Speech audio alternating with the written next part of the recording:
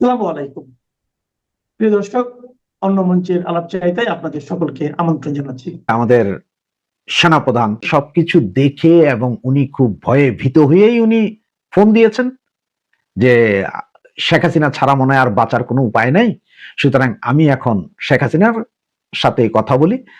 এই সেনাপ্রধান কি বুঝে গেছেন যে উনি কিছুদিনের ভিতরে ওনার ক্ষমতা হারিয়ে উনি ঝুলে যাবেন, বা ওনাকে মব জাস্টিস করা হবে, ওনাকে জুতার মালা দেওয়া হবে, যেটার জন্য আমাদের প্রধানমন্ত্রীর কাছে এখন ক্ষমা চাইতেছেন যে আমার ক্ষমা হয়ে গেছে, আমি তখন বিবেক দিয়ে করি নাই, আবেগে করেছি, আমাকে ক্ষমা করে দেন, আমাকে ক্ষমা করে দেন।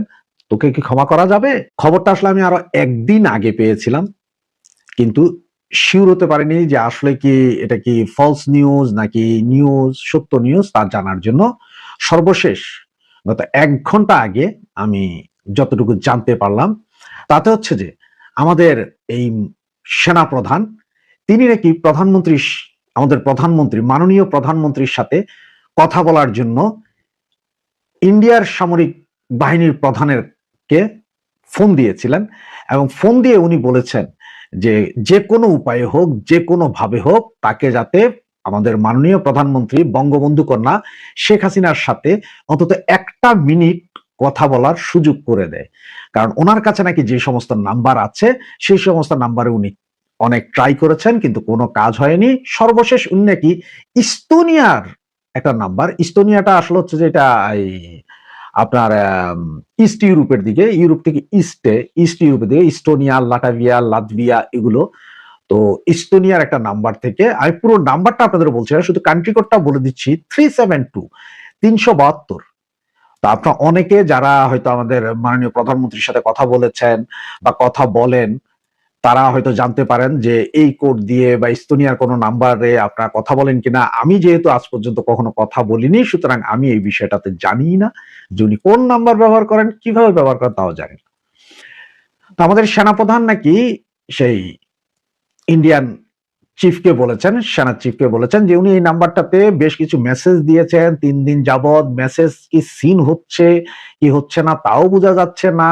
উনি ফোন দিলে এই ফোনও বন্ধ পাওয়া যাচ্ছে, এবং ওনার মেসেজের কোনো রিপ্লাই আসছে না। উনি যে কোনো উপায়ে আমাদের মাননীয় প্রধানমন্ত্রী বঙ্গকন্যা শেখ হাসিনার সাথে 1টা মিনিটের জন্য কথা বলতে চান। অনেক ভুল বুঝাবুঝি হয়েছে, এগুলা থেকে উনি মুক্তি পেতে চান। উনি নাকি ঘুমোতে পারছেন না। এবং আপনারা জানেন চট্টগ্রামের কক্সবাজার অদূরে আপনার মহেশখালী একটা দ্বীপ আছে, আমাদের মহেশখালী দ্বীপ, যেটাতে আপনার যে মহেশখালী দ্বীপে যেখানে আমাদের এই জননেত্রী শেখ হাসিনার আমলে $1.2 বিলিয়ন দিয়ে একটি গভীর সমুদ্র বন্দর এবং সাবমেরিন স্টেশন, যেখানে 6টি পারমাণবিক সাবমেরিন দাঁড়াতে পারবে, রসদ নিতে পারবে, ওই ধরনের একটা টার্মিনাল নির্মাণ করেছিলেন। এবং এটা এত গভীরে যে এই গভীরতায় যদি কোনো সাবমেরিন চলে যায়, পৃথিবীর কোনো পারমাণবিক বোমা দিয়েও এই সাবমেরিন কিছু করতে পারে না। ওই জায়গাটা পুরোটা সেনাবাহিনী, আমেরিকান সোলজারদের হাতে। তার কারণটা কি? আপনাদের কি মনে হয় না যে এইসব কারণে সবকিছু দেখে এবং উনি খুব ভয়ে ভীত হয়েই উনি ফোন দিয়েছেন যে শেখ হাসিনা ছাড়া মনে হয় আর বাঁচার কোনো উপায় নাই, সুতরাং আমি এখন শেখ হাসিনার সাথে কথা বলি। তার কারণ হচ্ছে যে আমাদের জননেত্রী শেখ হাসিনা একসময় বলেছিলেন, বারবার বলেছিলেন, সাদা চামড়ার একজন বা বেশ কিছু লোক আমাকে সেন্ট মার্টিন দিয়ে দিতে বলে, বঙ্গোপসাগরে দিয়ে দিতে বলে, যদি দিয়ে দিতে পারি আমি ক্ষমতায় থাকতে পারবো। আজকে সেটারই পুনরাবৃত্তি হচ্ছে না। এই 120 জন সেনাবাহিনীর এইসব লোক, এরা কারা? এবং সবচেয়ে ইন্টারেস্টিং খবর আরেকটি, সেটি হচ্ছে যে ডক্টর আসিফ নজরুল সাহেব, উনি ফোন দিয়েছিলেন ইন্ডিয়ান পররাষ্ট্র সচিবকে। উনি তাকে অনুরোধ করেছেন যে যে কোনো উপায়ে হোক বা যে কোনো ভাবে হোক ওনার সেফ এক্সিটের ব্যবস্থা করার জন্য। এখন আপনারা হয়তো অনেকে বলতে পারেন যে ভাই উনি তো বাংলাদেশে আছে, ওনার কি সেফ এক্সিট, ওনার কেন সেফ এক্সিট দরকার? সেফ এক্সিট দরকার আছে ওনার, এবং আবার এটাও বলতে পারেন যে ইন্ডিয়ার কাছে কেন সেফ এক্সিট দরকার? হ্যাঁ ভাই, ইন্ডিয়ার কাছেই ওনার সেফ এক্সিট দরকার, কারণ উনি বুঝে গেছেন যে যে কোনো মুহূর্তে অঘটন ঘটবে। উনি সবচেয়ে বেশি টেন্স যে যদি সেনাবাহিনী ক্ষমতা নেয় তাহলে তো ওনাদের অ্যারেস্ট করে ঝুলাই ফেলবে। সুতরাং সেনাবাহিনী ক্ষমতা নিলে যাতে ইন্ডিয়ান গভর্নমেন্ট ওনাকে এখান থেকে উদ্ধার করে, সেফ এক্সিট এটা। অথবা যদি শেখ হাসিনার গভর্নমেন্ট আবার এই মুহূর্তে ফিরে আসে, যে কোনো মুহূর্তে ওনাদের তো ফাঁসিতে ঝুলাবে। সুতরাং ওনার সেফ এক্সিট দরকার, এবং এটা করতে পারে একমাত্র ইন্ডিয়া, আর কেউ না। যার কারণে উনি ইন্ডিয়ান পররাষ্ট্র সচিবের কাছেই ফোন দিয়ে এই অনুরোধ করেন এবং ইন্ডিয়ান পররাষ্ট্র সচিব বলেছেন, আপনার বিষয়ে এইসব ভার্বাল আপনি ফোনে আমারে বললেন হবে না, আপনি লিখিত চিঠি দেন, গভর্নমেন্টালি লিখিত চিঠি দেন, সেই চিঠির উপরে আমরা অ্যাকশন নিব। সেই চিঠি যদি না দিতে পারেন, এসব মুখের কথায় আমরা কিছুই করতে পারবো না, আপনি লিখিত চিঠি দেন, আমরা বিবেচনা করব। সবচেয়ে মজার কাহিনী এগুলো। তাহলে সেনাপ্রধান কেন এত ব্যতিব্যস্ত আমাদের নেত্রীর সাথে কথা বলার জন্য? সেনাপ্রধানের আবার কি পরিকল্পনা আছে? এই সেনাপ্রধান কি বুঝে গেছেন যে উনি কিছুদিনের ভিতরে ওনার ক্ষমতা হারিয়ে উনি ঝুলে যাবেন, বা ওনাকে মব জাস্টিস করা হবে, ওনাকে জুতার মালা দেওয়া হবে, যেটার জন্য আমাদের প্রধানমন্ত্রীর কাছে এখন ক্ষমা চাইতেছেন যে আমার ক্ষমা হয়ে গেছে, আমি তখন বিবেক দিয়ে করি নাই, আবেগে করেছি, আমাকে ক্ষমা করে দেন, আমাকে ক্ষমা করে দেন। তোকে কি ক্ষমা করা যাবে? ওকে কি ক্ষমা করা যাবে? ওকে ক্ষমা করা যাবে না। ওদের সবার মনেই ভয় ঢুকে গেছে যে আওয়ামী লীগের এইসব মিছিল দেখে এবং যেভাবে আওয়ামী লীগ গেরিলা কায়দায় তাদের সহকর্মীদেরকে ধরার পরে ছিনিয়ে নিয়ে আসছে, তাতে সেনা, পুলিশ, এই সরকার, গোয়েন্দা বিভাগ সবার কাছে খবর হয়ে গেছে যে কিছু একটা হচ্ছে বা হবে, এবং আগামী 72 ঘন্টার ভিতরে আরো অনেক কিছু হবে, যা আমি দিল্লিতে থাকা বাংলাদেশের সাবেক প্রধানমন্ত্রী শেখ হাসিনা কি দেশে ফিরছেন? এর কোনো সঠিক জবাব না পাওয়া গেলেও ধরে নেওয়া যায় যে পরিস্থিতিতে এখন বাংলাদেশের রাজনৈতিক অঙ্গনে চলছে, তাতে এমন প্রশ্ন আলোচনাতেই আসবে না। যদি তাই হয়, তাহলে ভারতের নামকরা WION এর সহযোগী প্রকাশনা জি24 ঘন্টা কেন শেখ হাসিনাকে প্রশ্ন করেছে দেশে ফিরে তিনি সবচেয়ে আগে কোন কাজগুলো করতে চান, যেখানে তার দল আওয়ামী লীগের কার্যক্রম নিষিদ্ধ, আদালত তার বিরুদ্ধে মৃত্যুদণ্ড দিয়েছে, আবার বাংলাদেশের নির্বাচনে আছে মাত্র 2 সপ্তাহ। এমন পরিস্থিতিতে শেখ হাসিনা কবে ফেরার পরিকল্পনা করছেন? এমন প্রশ্ন না করে ফেরার পর কি করবেন, এমন প্রশ্নকে কিছু ভিন্ন ইঙ্গিত দেয়। আবার বাংলাদেশের নিয়ন্ত্রিত নির্বাচনকে কেন্দ্র করে প্রধান দুই জোটের মধ্যে উত্তেজনা যখন তুঙ্গে, বিএনপি শীর্ষ নেতা থেকে শুরু করে হেভিওয়েট প্রার্থীরা প্রতিপক্ষের বাক্যবাণে নাস্তানুবোধ, ঠিক তখন নতুন এই সাক্ষাৎকারে বিএনপির প্রতি নমনীয় অবস্থানের বার্তা কেন দিলেন সাবেক প্রধানমন্ত্রী শেখ হাসিনা? আবারও জানালেন সব দলের অংশগ্রহণে নির্বাচনের আহ্বান, ইঙ্গিত দিয়েছেন কিভাবে দল পুনর্গঠন করতে চান, দল থেকে ঝেড়ে ফেলতে চান বিতর্কিতদের। প্রশ্ন হলো, ডক্টর ইউনূসের সরকার যখন নিয়ন্ত্রিত এক নির্বাচন আয়োজনের দ্বার প্রান্তে, ঠিক তখন শেখ হাসিনার এই সাক্ষাৎকার কিসের বার্তা দিচ্ছে? মাঠের রাজনীতির নানামুখী জটিলতায় বিএনপি যখন হাবুডুবু খাচ্ছে, জামাতের প্রতি যুক্তরাষ্ট্র দূতাবাসের সরাসরি সমর্থন যখন ফাঁস হয়েছে, তখন এমন বার্তা কি বদলে দিতে পারে মেরুকরণ? সূত্রগুলো বলছে, গত কয়েক সপ্তাহে পর্দার আড়ালে ঘটে যাওয়া বেশ কিছু ঘটনার আঁচ পাওয়া যায় শেখ হাসিনার এই সাক্ষাৎকারে। বিস্তারিত জানতে জি24কে দেয়া বড়সড় এই সাক্ষাৎকারে বাংলাদেশের সাবেক প্রধানমন্ত্রী শেখ হাসিনাকে প্রথম যে প্রশ্নটি করা হয়েছে সেটি হলো, বাংলাদেশে অবতরণের পর আপনার অগ্রাধিকার কি হবে? দর্শক, একটি সাক্ষাৎকারের প্রথম প্রশ্ন হিসেবে এই প্রশ্নটি বেশ আলোচনার দাবি করে, কারণ যাকে এই প্রশ্নটি করা হয়েছে তার বিরুদ্ধে বাংলাদেশের কোর্টের দেয়া মৃত্যুদণ্ডের রায় আছে, তাকে বাংলাদেশের অন্তর্বর্তী সরকার বেশ কয়েকবার ভারত সরকারের কাছে ফেরত চেয়েছে, কিন্তু ভারত সরকার সে আবেদনে কোনো সাড়াই দেয়নি। এমন পরিস্থিতিতে শেখ হাসিনাকে কেন এমন প্রশ্ন করা হলো, যেটির অর্থ হলো শেখ হাসিনা বাংলাদেশে ফিরে গিয়ে কোন বিষয়কে প্রাধান্য দিবেন? দর্শক, সবাই জানে 2024 সালের 5ই আগস্ট আন্দোলনের মুখে আওয়ামী লীগের ক্ষমতা হারানোর পর থেকে বাংলাদেশের সাবেক প্রধানমন্ত্রী শেখ হাসিনা দিল্লিতে আছেন। তার বিরুদ্ধে আন্তর্জাতিক অপরাধ ট্রাইব্যুনালের প্রথম মামলা হয় ওই বছরের 17ই অক্টোবর। তারপর অভিযোগ গঠনের মধ্য দিয়ে শুরু হয়েছিল বিচার। সবশেষে 397 দিনের মধ্যে তার বিরুদ্ধে গত বছরের 17ই নভেম্বর আদালত মৃত্যুদণ্ডের রায় দেন। শেখ হাসিনার বিরুদ্ধে এই পর্যন্ত বাংলাদেশে দায়ের হওয়া মামলার সংখ্যা হলো 583টি।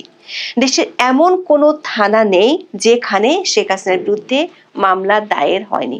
এরই মধ্যে বাংলাদেশের অন্তর্বর্তী সরকার কমপক্ষে 2 বার শেখ হাসিনাকে ফেরত দেওয়ার জন্য ভারতের কাছে কূটনৈতিক চ্যানেলে ভার্বাল নোট পাঠিয়েছিল।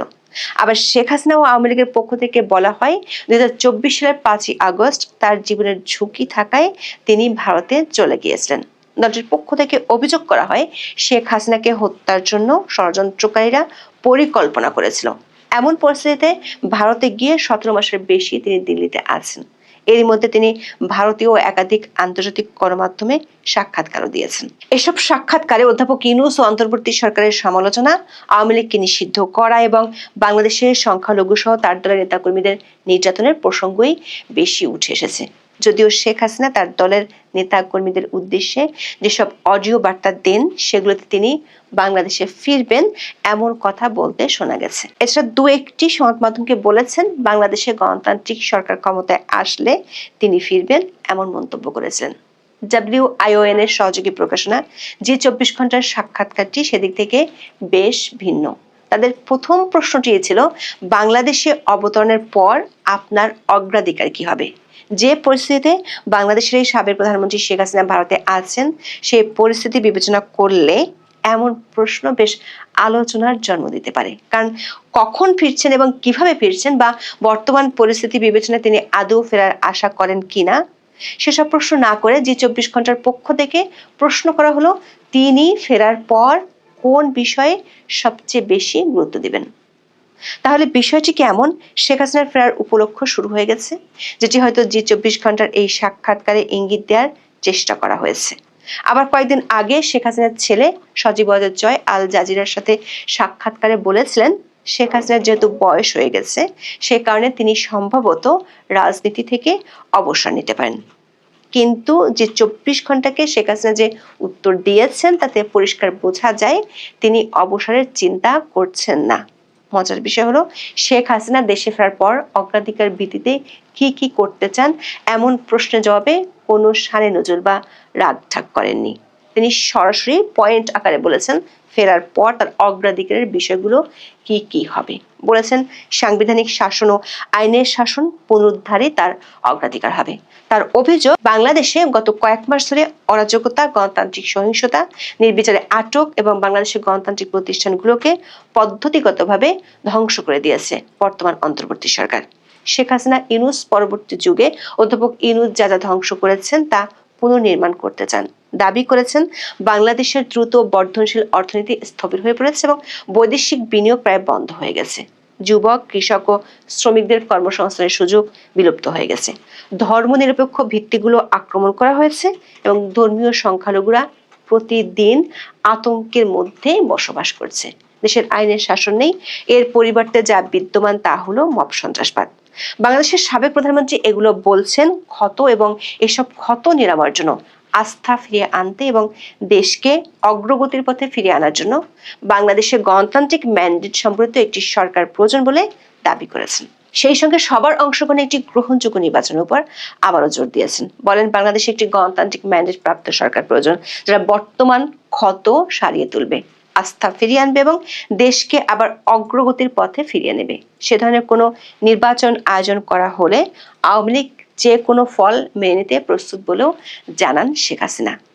বলেন আওয়ামী লীগ সরকারে হোক বা বিরোধী দলে যে কোনো অবস্থানের থেকে দেশের সেবা দিতে প্রস্তুত। G24 ঘন্টার পক্ষ থেকে দ্বিতীয় প্রশ্নটি ছিল তারেক রহমান এবং বিএনপি কি বিশ্বাসযোগ্য? এই প্রশ্নের জবাবে বিএনপির প্রতি নমনীয় বার্তা দিয়েছেন শেখ হাসিনা। বলেন সংসদীয় রাজনীতিতে প্রতিদ্বন্দ্বী দল হিসেবে বিএনপি ও আওয়ামী লীগের সম্পর্কের ইতিহাস অনেক পুরনো। আওয়ামী লীগ সরকারে থাকার সময় বিএনপি বিরোধী দলে ছিল, আবার তারা যখন সরকারে ছিল আওয়ামী লীগের অবস্থান ছিল বিরোধীদের অবস্থানে। এভাবেই গণতন্ত্র কাজ করে এবং সুস্থ বিরোধিতা শাসন ব্যবস্থাকে শক্তিশালী করে। আওয়ামী লীগবিহীন মাঠের বর্তমান বাস্তবতা বিএনপি ও তারেক রহমানের জন্য অত্যন্ত কঠিন বলেও সতর্ক করেন শেখ হাসিনা। দর্শক, শেখ হাসিনা যে কঠিন পরিস্থিতির কথা বিএনপির জন্য বলেছেন তার অনেকটা আজ বাংলাদেশের ভোটের মাঠে দেখা যাচ্ছে। শেখ হাসিনার এই সাক্ষাৎকার প্রকাশের দিনই সকাল থেকে জামাত নেতৃত্বাধীন জোট বিএনপির শীর্ষ নেতৃত্বকে লক্ষ্য করে সরাসরি কামান দাগাতে শুরু করেছে। এর মধ্যে বিভিন্ন আসনে দেখা যাচ্ছে রক্তক্ষয়ী সংঘাত। অন্তর্বর্তী সরকার পরিকল্পিত নির্বাচনের তারিখ যতই এগিয়ে আসছে মাঠে ততই নানামুখী চাপে পড়ছে বিএনপি। ঢাকা ৮ আসনে জামাত নেতৃত্বাধীন 11 দলীয় জোটের প্রার্থী ও এনসিপি নেতা নাসিরুদ্দিন পাটোয়ারির উপর ডিম নিক্ষেপ ও তার পরের ঘটনা নিয়ে 27 জানুয়ারি দিনভর মেতেছিল ফেসবুক। হাবিবুল্লাহ কলেজে নাসিরুদ্দিনের উপর ডিম হামলা হয়। এই ঘটনার জন্য প্রতিদ্বন্দ্বী প্রার্থী বিএনপির জ্যেষ্ঠ নেতা মির্জা আব্বাসকে দায়ী করে তীব্র ভাষায় কটাক্ষ এসেছে এনসিপির পক্ষ থেকে। এখানেই শেষ নয়, মির্জা আব্বাসের বাড়ির সামনে এবং নির্বাচনী এলাকায় ব্যাপক শোডাউন দেখিয়ে মিছিল করেন জামাতের নেতাকর্মীরা। একদিন আগে প্রকাশ্য রাস্তায় আধা ইংরেজি আধা বাংলায় ইউরোপীয় ইউনিয়নের পর্যবেক্ষকদের কাছে বিএনপির বিরুদ্ধে ভয়াবহ অভিযোগ ঠুকতেও দেখা যায়। তারেক রহমান টাকা দিয়ে করাল বস্তিতে ভোট কিনছেন বলেও দাবি করে বসেন নাসিরুদ্দিন। শুধু জামাত জোট নয়, দলের বিদ্রোহী প্রার্থীরাও দুশ্চিন্তার কারণ হয়ে দাঁড়াচ্ছেন। বিদ্রোহী প্রার্থীর সমর্থকদের সঙ্গে বিএনপির জোট প্রার্থীদের সংঘাত হয়ে উঠছে নিয়মিত ঘটনা। ময়মনসিংহের ভালুকায় 25শে জানুয়ারি বিএনপির প্রার্থী ও বিদ্রোহী প্রার্থীর সমর্থকদের ব্যাপক সংঘর্ষ হয়। পরদিন পটুয়াখালী 3 আসনে বিএনপি জোটের প্রার্থী নুরুল হক নূরের সমর্থকদের সঙ্গে বিদ্রোহী হাসান মামুনের সমর্থকদের সংঘর্ষ হয়। শরীয়তপুর 2 আসনে 27শে জানুয়ারি বিএনপি ও জামাত সমর্থকদের সংঘর্ষে আহত হন কমপক্ষে 12 জন। শেখ হাসিনা বলেছেন, তারেক রহমান 17 বছর লন্ডনে আরামদায়ক নির্বাসন জীবন কাটিয়েছেন। তবে যে কোনো নেতৃত্বের জন্য জবাবদিহি ও সরাসরি মাঠে উপস্থিত থাকা প্রয়োজন। বিদেশ থেকে নির্দেশনা দেয়া এবং তারপর পরিস্থিতি অনুকূলে এলে হঠাৎ ফিরে এসে নিয়ন্ত্রণ নেওয়া খুব কঠিন। স্বল্প মেয়াদী স্বার্থে উগ্রবাদী গোষ্ঠীর সঙ্গে বিএনপির একাত্ম হওয়ার প্রবণতা উদ্বেগজনক বলে মন্তব্য করেন আওয়ামী লীগ সভানেত্রী শেখ হাসিনা। বলেন, ইতিমধ্যে দেখা গেছে বিএনপি কর্মীরা ভোটারদের বাড়িতে গিয়ে ভয় ভীতি দেখাচ্ছেন। ভোট দিতে বাধ্য করতে তারা সহিংসতার হুমকি দিচ্ছেন। এটি কোনো গণতন্ত্র নয়, বরং জবরদস্তি।